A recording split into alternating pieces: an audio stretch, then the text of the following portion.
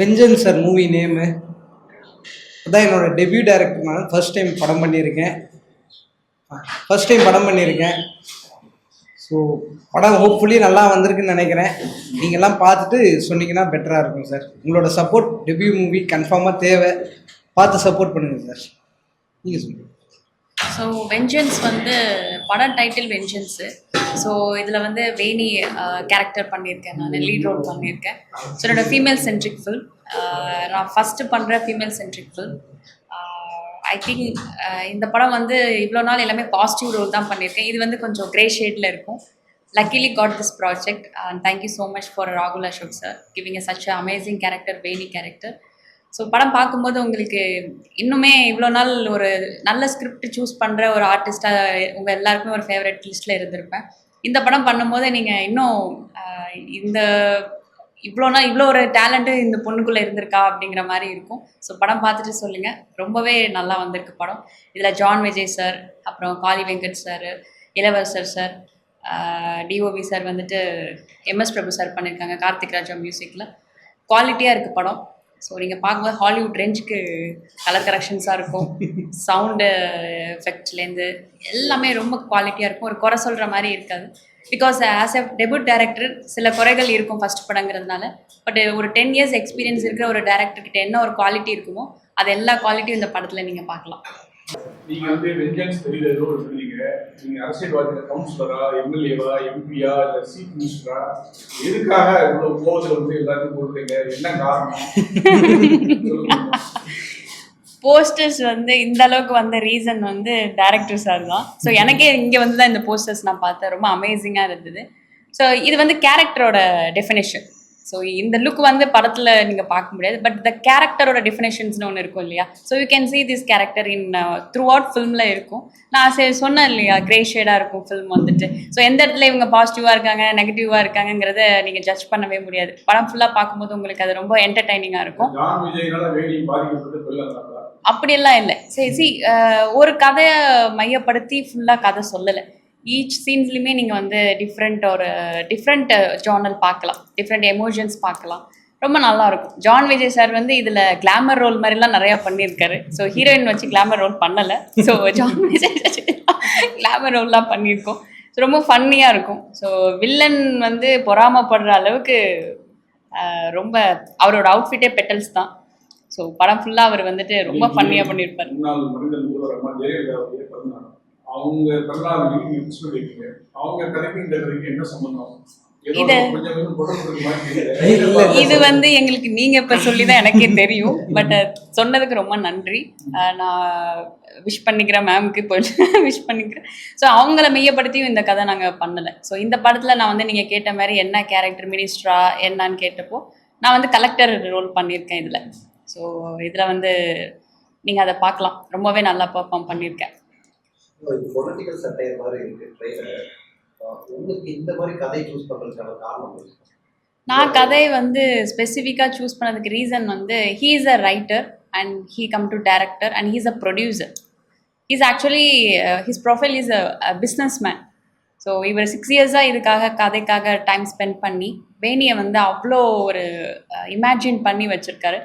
When you convey a dialogue, நான் வந்து சில படங்களில் பார்த்துருக்கீங்கன்னா டைலாக் வந்து நம்மளோட பாடி லாங்குவேஜில் ஒன்று பேசியிருப்போம் கேரக்டர் தாண்டி. அதெல்லாம் வந்து ஓகே ஷார்ட் பண்ணி தான் படம் ரிலீஸ் ஆகி பண்ணியிருக்கோம். பட் டேரக்டர் வந்து ஹீ இஸ் வெரி டிஃப்ரெண்ட், காம்ப்ரமைஸே ஆக மாட்டார். சில இடங்கள்லாம் வந்துட்டு நம்மளோட கை கெஸ்டர்ஸ்னு ஒன்று இருக்கும் இல்லையா, நம்ம யூஸ்வலாக பேசும்போது அந்த மாதிரிலாம் இருக்கக்கூடாது. வேணி வந்து இப்படி தான் போல்டாக பேசணும், கீழே பார்க்கக்கூடாது, ஸோ கண்ணு சிமிட்டக்கூடாது. சில விஷயங்கள்லாம் அவர் வந்து கேரக்டருக்கு அவ்வளோ இம்போர்ட் கொடுத்துட்டு பண்ணியிருக்காரு. ஐ திங்க் டாப் 5 டைரக்டர்ஸில் நம்பர் 1 நெக்ஸ்ட் படம் இவர் கண்டிப்பாக வருவார், நான் ஷூரிட்டியாக சொல்கிறேன். ஆமாம்.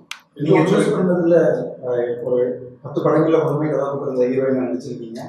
டெபியூட்டாக நீங்கள் வந்து ஒரு ஹீரோயின் சென்ட்ரிக் ஃபிலிம் நடிக்கிறப்ப எடுத்தோடனே ஒரு பொலிட்டிக்கல் கையாளுறதுல எவ்வளோ சிரமமாக இருந்தது, அந்த தைரியம் சரி போகலாம் பரவாயில்ல ட்ரை பண்ணலாம் அப்படின்னு? நம்ம டெய்லியுமே பொலிட்டிக்கல் லைஃப்பில் தான் வாழ்ந்துட்டுருக்கோம்.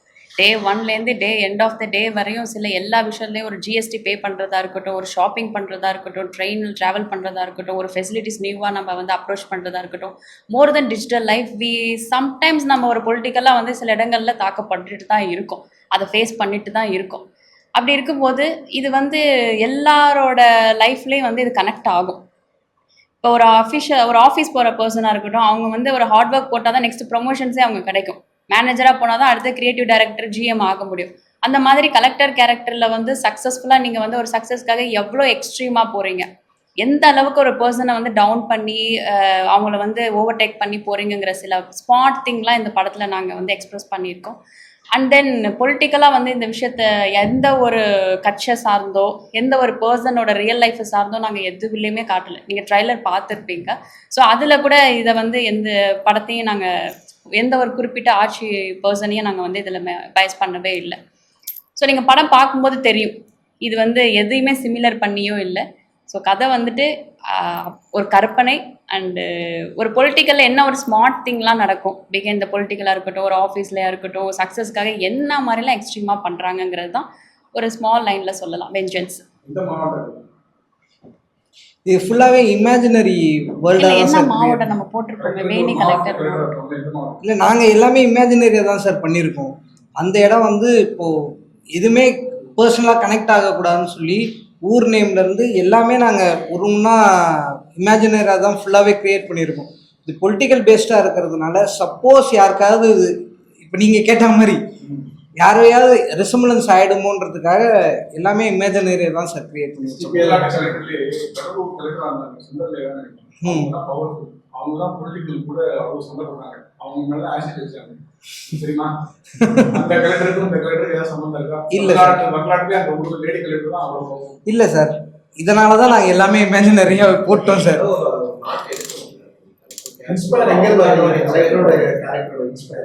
ஃபுல்லாகவே ஃபிக்ஷன் தான் சார். இப்படி நடந்தால் எப்படி இருக்கும், இந்த மாதிரி ஒரு எக்ஸ்ட்ரீமுக்கு போச்சுன்னா என்னவா இருக்குன்ற ஃபிக்ஷன் தான் இது. ஒரு சர்டன் பீப்புளை நம்ம போய் கனெக்ட் ஆகக்கூடாது, அவங்கள இது பண்ணக்கூடாதுன்றதுக்காக தான் நாங்கள் அவாய்ட் பண்ணிக்கிட்டோம். இது யாரையுமே இது இன்ஸ்பிரேஷன், இவங்களோட இன்ஸ்பிரேஷன் அப்படின்னு சொல்லி எடுக்கவே இல்லை சார். ஃபுல்லாகவே இமேஜினரியான கேரக்டர் தான். ஒரு அரபு படத்தில் மேந்தரா எந்த லுக்கில் வராங்களோ அந்த டோன்லையுமே இந்த ட்ரைலர் பார்க்குறப்ப எனக்கு இருந்தது. ஸோ இது ஒரு பொலிட்டிக்கலாக நீங்களும் முதல் படம் அப்படிங்கிறப்ப இது அபர்நிதியை குறைச்சி மதிப்பிடல, ஒரு டாப் ரேஞ்சில் இருக்க ஹீரோயினை வச்சு மூவ் பண்ண வேண்டிய படம் அப்படிங்கிறப்ப அபர்நிதியை வச்சு போகலாம் அப்படிங்கிற கான்ஃபிடன்ஸ் கேட்குறேன். இல்லை, நான் ஸ்கிரிப்ட் எடுத்துகிட்டு ஆக்சுவலாக ஸ்கிரிப்ட் நிறைய ஹீரோயின்ஸுக்கு ட்ராவல் ஆச்சு சார். பொலிட்டிக்கலாக இருக்கவே அவங்க வேணாம், ஒரு செக்டரில் வந்து பொலிட்டிக்கலாக வேணான்னாங்க. இன்னொன்று நான் டெபியூ டைரக்டர் அப்படின்னு சொல்லி அதுக்குமே கதை நல்லா இருக்குது, பட் ஆனால் உங்களை நீங்கள் இதை ஹேண்டில் பண்ணுவீங்களான்ற ஒரு டவுட் அவங்கக்கிட்ட இருந்துச்சு. அப்படி போகும்போது தான் மேம்கிட்டேயும் இந்த ஸ்கிரிப்ட் கொடுத்தேன். எனக்கு ப்ராப்பராக நரேஷன் வந்து கொஞ்சம் வீக் சார். ஸோ அதனால் ஸ்கிரிப்ட் கொடுத்தேன். அவங்க ஒரு 10 days எடுத்துக்கிட்டாங்க ஸ்கிரிப்ட் படிச்சுட்டு கதை நல்லா இருக்குது பண்ணலாம் அப்படி கேரி ஆனாங்க.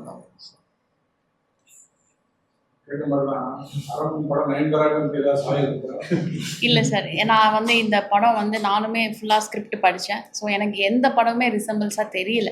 இது ஒரு ஃப்ரெஷ் கண்டென்ட் தான். ஸோ இப்போ எல்லாருமே வந்து பழைய படம் நம்ம நிறையா பார்த்துட்டோம். ஏன்னா நம்ம ஆஃப் ஆஃப் த டைம் வந்து ஃபோன்லேயே தான் இருக்கும், ரீல்ஸில் டைம் ஸ்பெண்ட் பண்ணுறோம். இப்போ எல்லாருமே ஃபோன்லேயே படம் எடுக்க ஆரம்பிச்சிட்டாங்க. ஸோ அது இன்ட்ரெஸ்டிங்காக இருந்தால் மட்டும்தான் நம்ம அதுவே ஃபாலோ பண்ணுறோம். ஈவன் இன்ஃப்ளூயன்சர்ஸ் கூட அவங்க ஒரு நியூ ப்ராடக்டை வந்து அவங்களோட ஒரு பாடி லாங்குவேஜில் சொன்னால் தான் நம்ம ரசிக்கிறோம். அந்த மாதிரி இருக்கும்போது ஒரு படம் இதுக்காக கோடிக்கணக்கில் செலவு பண்ணுறோம், டெக்னீஷியன்ஸ் யூஸ் பண்ணுறோம், ஆர்டிஸ்ட் பெரிய பெரிய ஆர்டிஸ்ட்டில் இன்வால்வ் பண்ணியிருக்கோம். அப்படி இருக்கும்போது ஒரு ஃபீமேல் சென்ட்ரிக்காக வரும்போது ஹீரோ இல்லாத படத்துக்கு நம்ம ஒரு நல்ல ஒரு கண்டென்ட், நல்ல என்டர்டெயின்மெண்ட் பண்ணால் மட்டும்தான் ஆடியன்ஸ் தேட்டருக்கு வருவாங்க. ஈவன் ஓடிடியில் வந்தால் கூட அதுக்கான 2.5 மணி நேரம் அவங்க உட்காந்து படம் பார்க்குறாங்கன்னா படம் நல்லா இருந்தால் மட்டும்தான். அதை நானும் எக்ஸாம்பிள் தான். ஈவன் சீரீஸாக இருக்கட்டும், நம்ம அதுக்காக வந்து ஒரு 8 hours 9 hours டைம் ஸ்பெண்ட் பண்ணுறோன்னா அந்த சீரீஸ் எண்டு கொஞ்சம் நல்லா இருந்தால் மட்டும்தான் கண்டினியூ பண்ணுவோம். ஸோ இதெல்லாம் மெய்யப்படுத்தி தான் இந்த ஜென்ரேஷனுக்காக இந்த பொலிட்டிக்கலில் எதெல்லாம் ஸ்மார்ட்டாக இருக்குங்கிறத இந்த படம் எல்லாமே நீங்கள் பார்க்கலாம்.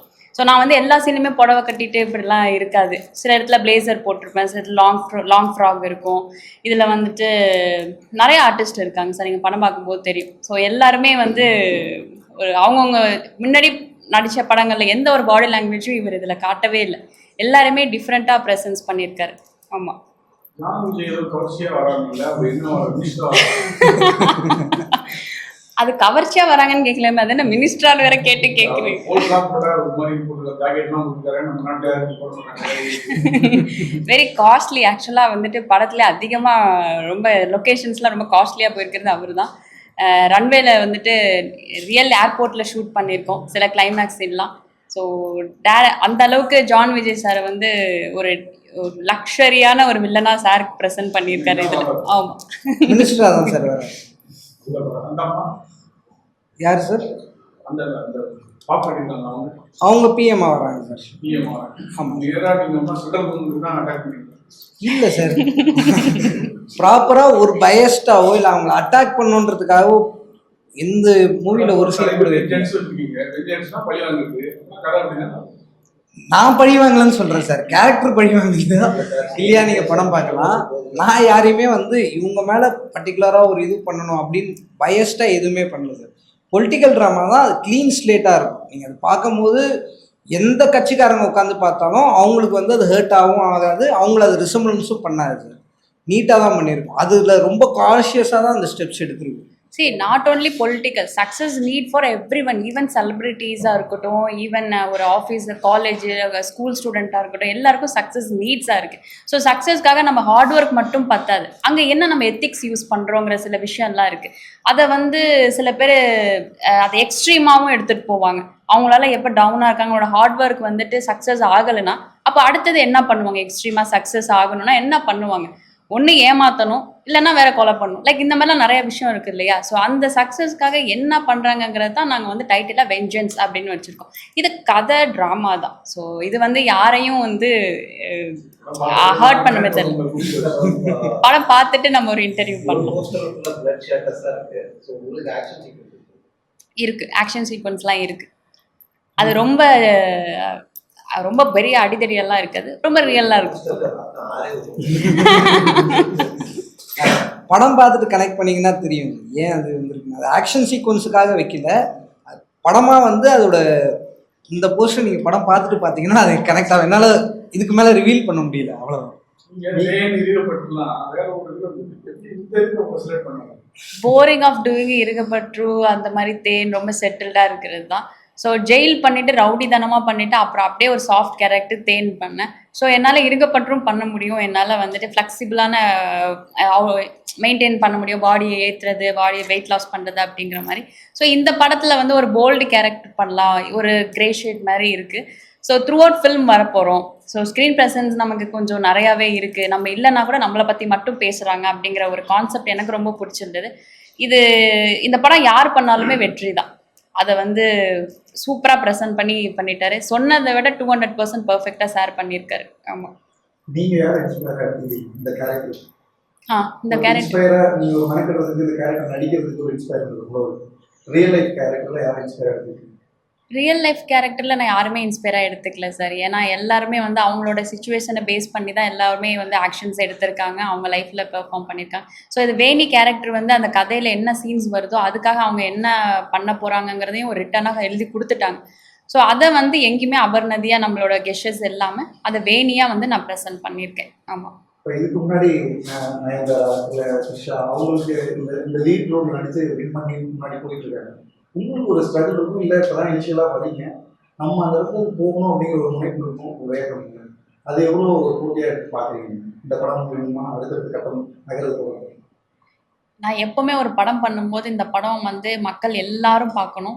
ஒரு 100% மக்கள் இருக்காங்கன்னா அட்லீஸ்ட் ஒரு 80-75% மக்கள் போய் பார்க்கணுன்னு இருக்கேன். ஸோ நான் எவ்வளோ எஃபோர்ட் போட்டாலுமே ஜஸ்ட் பாஸ் 35 மார்க் தான் வாங்குறேன். ஸோ அதனால் இந்த படம் பார்த்துட்டு எல்லாரும் எனக்கு அட்லீஸ்ட் ஒரு 75 மார்க் கொடுப்பாங்கன்னு நம்புகிறேன். அதனால் மக்கள்கிட்ட இன்னும் நிறைய பேர்கிட்ட போய் இது ரீச் ஆகணுங்கிற ஒரே குறிக்கோளில் தான் நான் எல்லா படமுமே பண்ணுவேன். ஐ திங்க் இந்த படத்தில் நான் யாரையுமே காம்படிஷனாக பார்க்கல. ஸோ எந்த ஒரு முன்னணியாக இருக்கிற எந்த நடிகையுமே நான் வந்துட்டு காம்படிஷனாகவும் லைஃப்பில் பார்க்கல. ஸோ எனக்கு அப்புறம் நான் வந்து லைஃப்பில் ஒரு 75 ஏஜ் 60 ஏஜில் நான் நல்ல படம் பண்ணியிருக்கேன் லைஃப்பில்.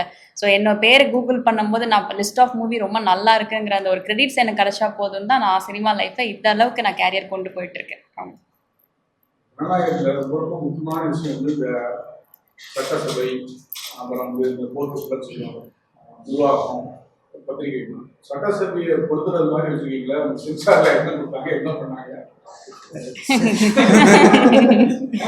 சார் சென்சாருங்கிறது என்ன சொல்கிறது, அது ஒரு அப்ரூவல் தான்.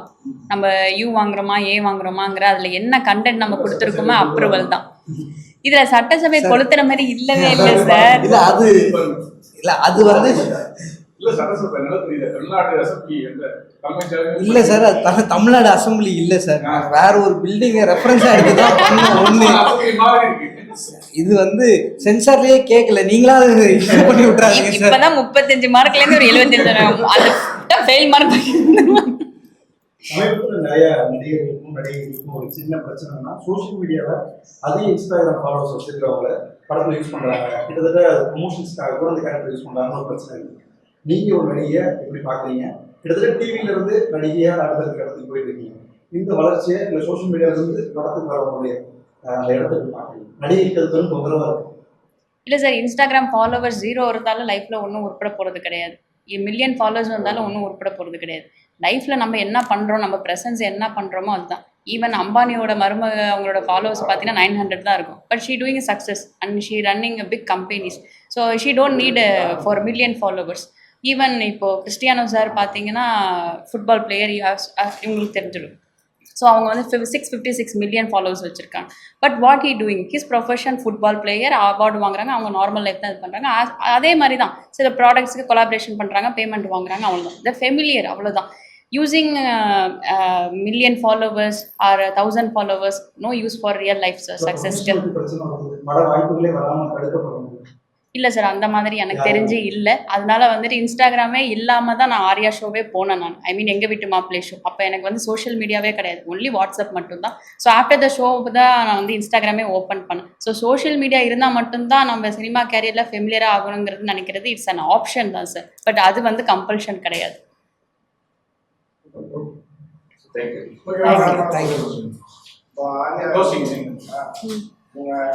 ஒரு இன்டர்வியூல சொல்லியிருந்தீங்க ஆர்யா நடிக்க மாட்டேன். ஸ்கிரிப்டுக்கு நீங்க இம்பார்ட்டன்ஸ் கொடுக்குறீங்களா இல்லை உங்களோட இந்த வெஞ்சன்ஸ் மாதிரி அந்த மாதிரி? Good question sir. ஆக்சுவலாக அன்னைக்கு நான் ஏன் ஆர்யா சாரோட நடிக்க மாட்டேன்னு சொன்னதுக்கு ரீசன் வந்து நான் ரியாலிட்டி ஷோவில் மோர் தென் 100 days வந்து ஆர்யா சாரோட ட்ராவல் பண்ணியிருக்கேன். ஸோ எனக்கு ஒரு குட் மெமரிஸ் இருக்குது. ஸோ அதை வந்து ஒரு ஃபேக் ஸ்டோரி வச்சு அவரோட ஒரு ரொமான்ஸோ இல்லை ஒரு சிஸ்டர் ரோலோ இல்லை வந்து ஏதாவது ஒரு கேரக்டரோ அந்த மாதிரி எந்த ரோலும் பண்ணால் எனக்கு விருப்பம் இல்லை. அந்த ஒரு ரீசனுக்காக தான் நான் வந்து அது வேண்டவே வேண்டாம்னு சொன்னேன். லைஃப்பில் எனக்கு வந்து அந்த எங்கள் வீட்டு மாப்பிள்ளை ஷோவில் இருக்கிற அந்த மெமரிஸே போதும். அதனால ஆர்யா கூட எனக்கு படம் பண்ண விருப்பம் இல்லைன்னு நான் சொன்னேன். மார்ச்சில் படம் ரிலீஸ் ஆகுது சார். மார்ச்சில் படம் ரிலீஸ் ஆகுது சார். சென்சர் சர்டிஃபிகேட் வந்தோடனே டேட் அனௌன்ஸ் பண்ணுவோம். எல்லாருமே வந்து பார்த்து சப்போர்ட் பண்ணுங்கள். தயவு செஞ்சு தேட்டரில் வந்து பாருங்கள் சார். ஸோ வெஞ்சன்ஸ் படம் டூ சப்போர்ட். படம் ரொம்பவே நல்லா இருக்குது. நீங்கள் வந்துட்டு கண்டிப்பாக தேட்டரில் வந்து பார்க்கணும். கண்டிப்பாக நீங்கள் வந்து உங்களுக்கு ஒரு நல்ல என்டர்டெயின்மெண்ட் படம் பார்க்கணும். இந்த வீக் லிஸ்ட்டில் வெஞ்சன்ஸும் ஆட் பண்ணிக்கோங்க. கண்டிப்பாக தேட்டரில் வந்து பாருங்கள். உங்களோட பெஸ்ட் ஃபில்மாக இருக்கும் இந்த இயருக்கான. தேங்க்யூ.